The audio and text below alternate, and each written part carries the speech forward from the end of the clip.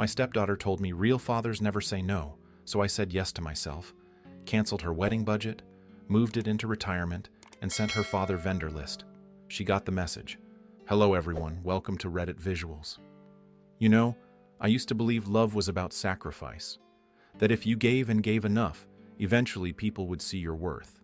But some people, they only see what they can take, and they'll take until there's nothing left but your silence. I'm a 49-year-old man, divorced twice, and remarried for the last 11 years. My ex-wife didn't want them, and by the time we split, I thought maybe that chapter just wasn't written for me. But when I met Gina, she came with a then 13-year-old daughter named Brielle, and for the first time in my life, I felt like maybe I was meant to be someone's dad after all. Brielle was quiet at first, standoffish, like most teens are. I didn't expect instant love, but I gave her space. I offered rides, helped with homework, bought her favorite snacks, and even endured god-awful teen dramas on Netflix just to have something to bond over.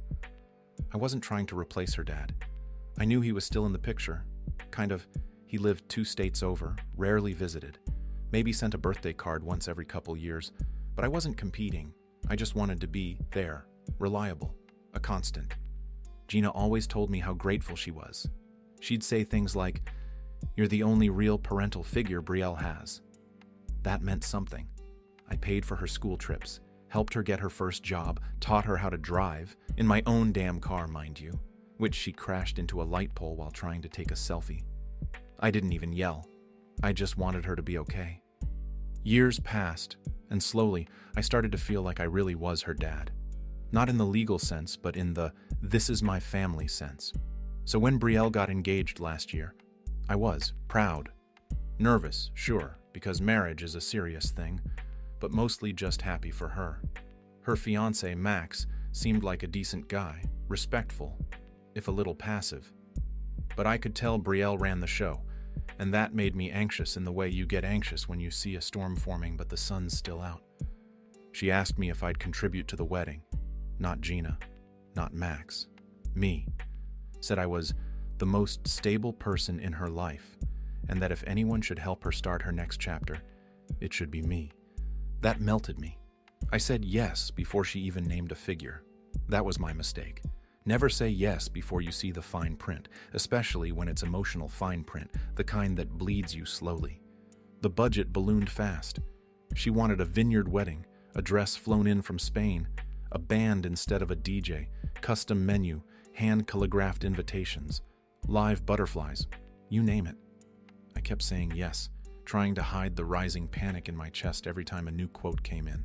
Eventually, we were north of $48,000, not including honeymoon or post-wedding brunch, and every time I brought up cutting back, Brielle would pout, or Gina would say, "Come on, it's her once-in-a-lifetime day." Except it wasn't just about one day. It was about something bigger I hadn't seen coming.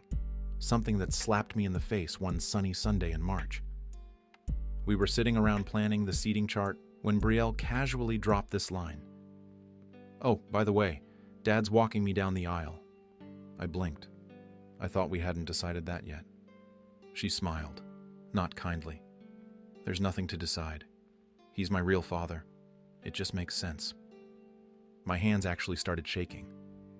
I had imagined that moment so many times, not because I wanted to be the center of attention, but because it felt symbolic, like the full circle payoff for years of showing up, years of love, patience, and unconditional support.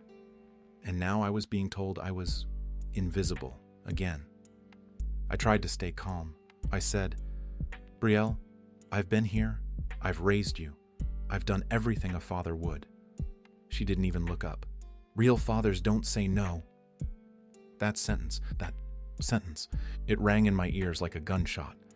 I sat there, stunned, while she laughed at a meme on her phone. Gina was silent, eyes down, no defense, no explanation. I got up, left the table, and locked myself in the study. And for the first time in a decade, I cried. But that cry turned into something else, something sharper. Not rage, clarity. That night, I opened a spreadsheet. I listed every invoice, every vendor, every deposit made. I totaled it, $48,633. Then I opened a separate tab labeled Retirement Investments and moved every cent back where it belonged. I didn't say a word. Not that night. Not the next. I just let the wedding train keep rolling, and it rolled straight into the wall I quietly built for it. 2 weeks later, Brielle texted me asking when the final payment for the florist would go through. I replied, "Ask your father. You know, the real one." She didn't reply for 24 hours. Then she sent a wall of text. I was being petty, immature, selfish. That this was her dream, and I was ruining it out of spite. She even CC'd Gina in the group chat, who chimed in with, "Can we all be adults, please?" That's when I snapped. I replied with a link to a shared folder. It had every receipt, contract, and cancellation notice, along with a spreadsheet of my updated retirement plan projections and a neat little PDF titled Wedding Vendor Contact Sheet Forward to Biological Dad. I ended the message with, "Best of luck. I've officially resigned as your ATM." Gina came storming into my office 10 minutes later, red-faced and shaking. She said I was humiliating them, that I'd promised to help. I said I had, and I had helped, for over a decade, and that maybe if I'd been treated like family instead of a wallet, things would be different. Brielle tried to call the next day. I didn't pick up. She left a voicemail sobbing, saying I'd betrayed her, that she was just overwhelmed and that she didn't mean it, that I was the only dad she'd ever really known, but I was done being her backup. The wedding went ahead barely. I heard from a mutual friend that her biological dad refused to cover the costs. The vineyard canceled. The live band backed out. They ended up having a scaled-down reception in someone's backyard with a Bluetooth speaker and Costco cake. I didn't go. Not long after, I got an email from Brielle.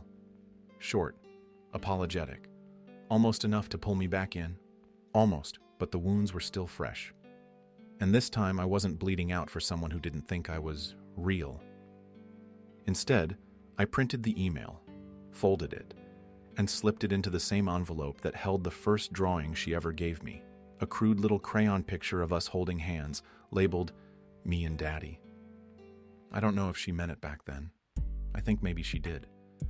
But somewhere along the way, the lines blurred, and I wasn't about to spend another dime or another tear trying to repaint the image she'd chosen to erase. Was I the a-hole? Or did I just finally say yes to myself? Let me know in the comments, what would you have done? And if you enjoyed this story, please like, comment, and subscribe. It really helps the channel grow.